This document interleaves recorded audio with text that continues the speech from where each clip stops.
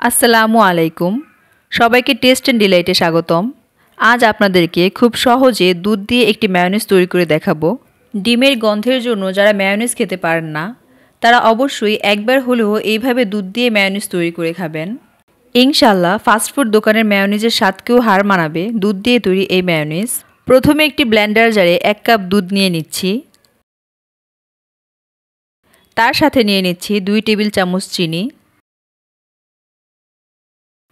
নিয়ে নিচ্ছি হাফ চা চামচ লবণ, হাফ টেবিল চামচ সাদা সিরকা বা ভিনেগার, হাফ চা চামচ রসুন বাটা, হাফ চা চামচ সরিষা বাটা, 1/4 চা চামচ সাদা গোলমরিচের পেস্ট ও স্বাদটাকে দ্বিগুণ করার জন্য 2 টেবিল চামচ গুঁড়া দুধ।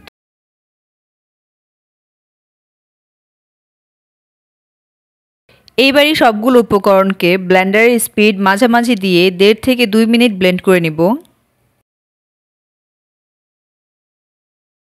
ব্লেন্ড করা হয়ে গেলে 1 কাপ সয়াবিন তেল মিশিয়ে পুনরায় ব্লেন্ড করে নিব।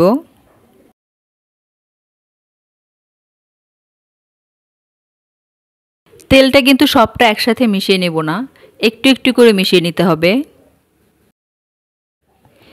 তেল দিয়ে পুনরায় মাঝারি স্পিডে ব্লেন্ড করে নিব 1.5 থেকে 2 মিনিটের জন্য। 2 থেকে 3 বার তেল দিয়ে ব্লেন্ড করে এইভাবে একটু দেখে নেবেন ঘনত্বটা কতটুকু হয়েছে। বাকি তেলটুকু দিয়ে শেষবারের মতো ব্লেন্ড করে নিচ্ছি। এই তো তৈরি হয়ে গেল মজাদার স্বাদের দুধের তৈরি মায়োনিজ। এর ঘনত্বটা ঠিক এতটুকুই রাখবো। ব্লেন্ডারের তাপে মায়োনিজটা এরকম পাতলা দেখাচ্ছে, কিন্তু ঠান্ডা হয়ে গেলে এটি আরও ঘন হয়ে যাবে। তাই মায়োনিজটাকে আর ব্লেন্ড করার কোনো প্রয়োজন নেই।